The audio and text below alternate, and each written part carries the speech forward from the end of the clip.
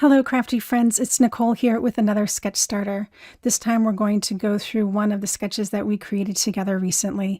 I think you're really going to enjoy some beautiful semicircle elements.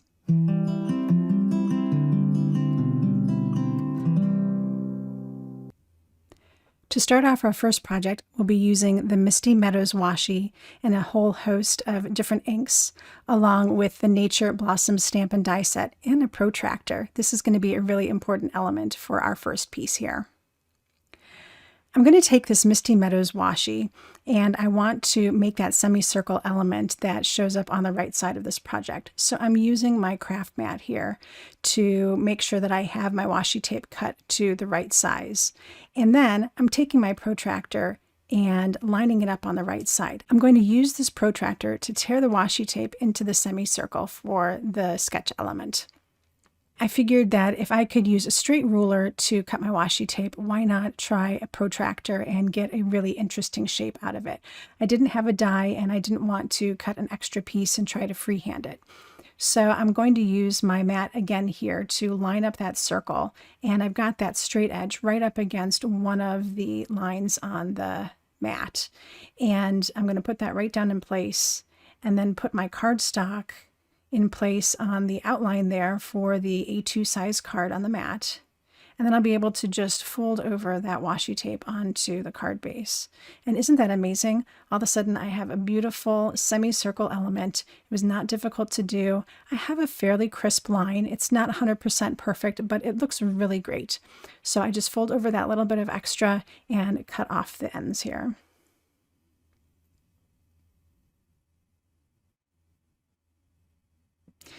Next, I'll move into the Nature Blossom stamp set.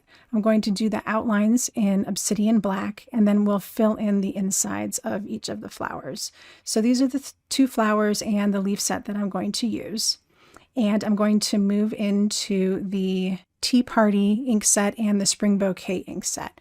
I'm using my stamp conditioner eraser to prep these stamps. They are such solid images that I want to make sure I get really good coverage with my ink. See how they're nice and milky there? That's exactly the look you want. So I wipe off any little excess bits from the eraser and then I can go ahead and stamp. I know now that I'm going to get a beautiful full coverage image without having to stamp twice. And you'll see this as we go along, that using the stamp conditioner really does help and gives you better imagery when you're using these layering stamps. See how that pink turned out perfect? So instead of doing both of the flowers in the same combination, I'm going to make one darker than the other by one step. So I did Pink Pearl on the bottom one and Coral Bliss on the top one, and then I will continue to go up the gradients sequentially. So the leaf will just continue up, and then the bottom flower this time will get Coral Bliss, and then the top flower will get Heartbeat. So you can see that they're both going to be in the same color family, but one will look darker than the other because I started with a darker set of colors. With each layer, I am conditioning my stamps, and that really does make all the difference. I never have to stamp twice, and I get beautiful, even coverage every time I do this. So this is the last layer in these flowers until we get to the centers. And so I'm using Heartbeat on the bottom and Vineyard on the top. And that will complete the look of these flowers. We're going to go ahead and move on to the centers. I'm using the Fall Harvest set for these, just 2, 3, and 4. I didn't use the first color in them. So I started with Pumpkin Pie, Yellow Ochre, and then the bottom one has a third layer, and I'll do that in Sicilian Amber. These are now completely done and ready to be die cut. All right, can you believe it's already time to put this whole little project together? So I have my base piece, and it is on a card base already, and I can go ahead and arrange my flowers. The reason I selected the Spring Bouquet greens is because they really closely matched the same colors in the Misty Meadows washi. So I thought that that would really look the best. It gives me a little popped up leaf without having to have something completely different than the washi. I thought they worked really well together. So I did adhere down that bottom flower, and now I'm popping up the top flower and leaf with some double-sided foam adhesive. And this is going to mimic that smaller round element in the sketch. And to complete the sketch, that bottom area is just dying for a sentiment. And so I added on the sentiment that came with the Nature Blossom stamp set on a piece of white cardstock in Obsidian black. And I just get that in place. Because I glued that onto some washi tape, I'm going to leave that for just a moment to dry. Otherwise, it might slip around a little bit on me. So while I'm waiting, I'm going to take some gold antique sequins and get them in place to finalize this project. So I'm just adding them in a little triangular pattern, and I will go ahead and glue those down with my 2-in-1 glue pen.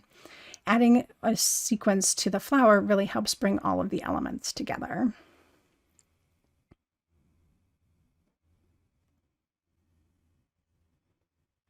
So moving on to the second card, I'm using the geometric roulette stencil along with a whole bunch of die cuts.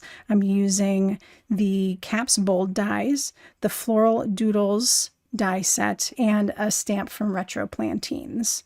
So I'm starting off here with the geometric roulette stencil, and I'm going to tape that off the side of the cardstock so I can get that semicircle shape back into this design, just like the first one. So this time, instead of using a piece of washi tape cut into a semicircle, I'm using a stencil that is already a circular shape and just pulling that off the side so I have that semicircle shape on the card. For the ink blending, I pulled out the lime color from the Spring Bouquet set. I thought I would go with a more subdued color combo for this project, so we'll be going for green and some grays. Because the way that this stencil works, it's really difficult to get it stuck down and get a nice rotating motion with your brush. So I find that I have to do more of a swiping motion, which, as you can see, left a little bit of a darker color in the upper left there. But never fear, I'll be able to cover that up with the second element from the sketch. So here you can really see that little dark spot, but again, we're going to be able to cover that up with our next element. So I have this attached to a card base, and this piece is ready to go. So I pre-cut the U from the Caps Bold set, and then I also picked out a flower and some leaves from the Floral Doodles. And then I'm going to also use a sentiment from Retro Plantaines so that I can say "You rock." So I have the letter U, and I have my flowers here, which I'm going to assemble. Now with the top pieces, which are just like the outlines and details, I added a piece of the double-sided adhesive sheets from Ulta New. And as I pulled up the dies from that cutting, you'll see that some of them left the backing behind, and that's okay. That's like when you get a sticker set and you pull off a sticker and the backing stays behind. They call that a kiss cut, and as long as the adhesive is cut through, it's no big deal. So I just use my little pokey tool to help start getting those die cuts out of the dies, and they're already sticky on the back, which is fantastic. And it's not so sticky that I can't control what I'm doing with it, and it doesn't get all over the place. So then I can just stick it right onto the cardstock and end up with a perfect little element. So let's see that again. Go ahead and use my little pokey tool here to get it started. And then I can pull out the entire die cut or whatever pieces of it do come out. I like to get the little extras out of the way, so I just have the element that I'm going to be working with. And that backing peels right off. And then I just go ahead and stick it right onto its base piece. So there we go. 2 leaves, super easy, pressed on, ready to go, looking really fabulous. So for the third one here is the flower. Again, I'm going to use those little holes to get the die started and pulled out and get rid of all of the excess inside pieces. For this one, the backing really did just want to kind of peel away, which was no problem. So I wanted to make sure, though, that first I had it in the right position. So I wasn't trying to stick down the flower and then find out that I didn't have it in the right corner to start and then have to try to lift it up and move it around. So I just have to, again, line that up all the way around and press a little bit, and I have all of my elements ready to go. No muss, no fuss. All right, so for the assembly and the end here, I'm going to go ahead and stamp the sentiment from the Retro Plantaines on a piece of white cardstock, and I'm going to just go ahead and snip that down to size. I'm not too concerned about having equal edges all over the place. It can be a little whimsical and free cut. So I'll go ahead and start working on my arrangement here. And I find it best to kind of get your leaves in the right place with the flowers so you know exactly how you want things to lay out. And then exactly where I wanted to put that U element for the U rock. So I'm going and adhering the U onto the flower to make one cohesive element. So this is that second circular element in the sketch, and the leaves are a part of that. So I'm adhering those together first, and then I'll go ahead and adhere those onto the card base as well.